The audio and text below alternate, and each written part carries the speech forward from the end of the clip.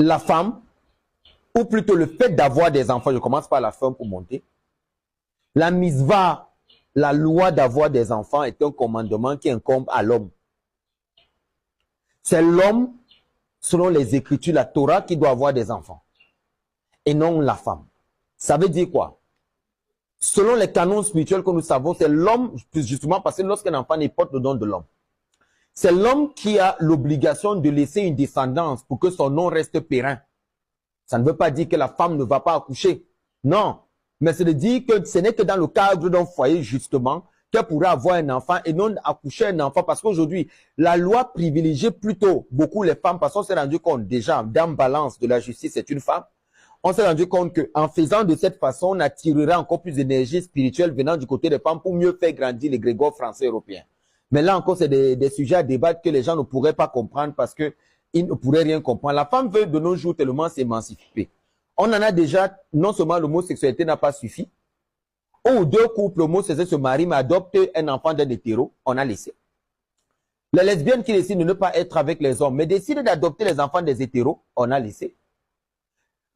On légalise l'homosexualité pour dire que le fait d'être hétérosexuel, ça ne suffit pas, mais nous, on nous demande quand même d'enfanter. C'est vous qui limitez encore les naissances des enfants, et c'est vous encore qui légalisez les... La sorcellerie ne peut pas t'atteindre si l'un de tes parents ne t'a pas livré à la sorcellerie. On ne peut pas, quelqu'un peut venir de nulle part, il te prend et il te donne la sorcellerie, ou que la sorcellerie commence à te poursuivre sans que ce soit passé par tes parents. Il faudra qu'il y ait une porte ouverte de ton sang. Et il faut savoir que cette porte-là, c'est soit du père, soit de la mère. Laissez toutes les conneries qu'on vous raconte. La sorcellerie t'attaque parce que tu ne comprends pas le monde spirituel. Il faut savoir qu'un sorcier qui est aux États-Unis et un sorcier qui est ici au Cameroun, égale valeur, distance, dans l'autre monde, ils sont proches. Tous les sorciers se connaissent lorsqu'ils se rencontrent. Et les sorciers se suivent les missions. Ça veut dire, si quelqu'un est poursuivi par un sorcier, il va dans un autre pays, il n'échappe pas à la sorcellerie.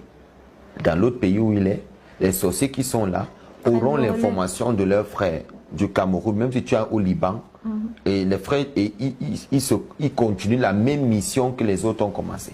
C'est l'information là d'abord que je veux donner parce que beaucoup de personnes se méprennent. Ils pensent que c'est parce qu'ils vont fuir aller dans d'autres pays que la sorcellerie les quitte.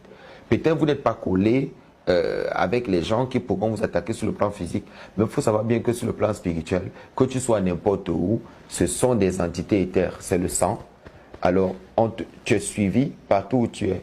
Et on peut savoir où est-ce que tu te trouves, à quel moment tu te trouves. Il est important que cette émission soit une émission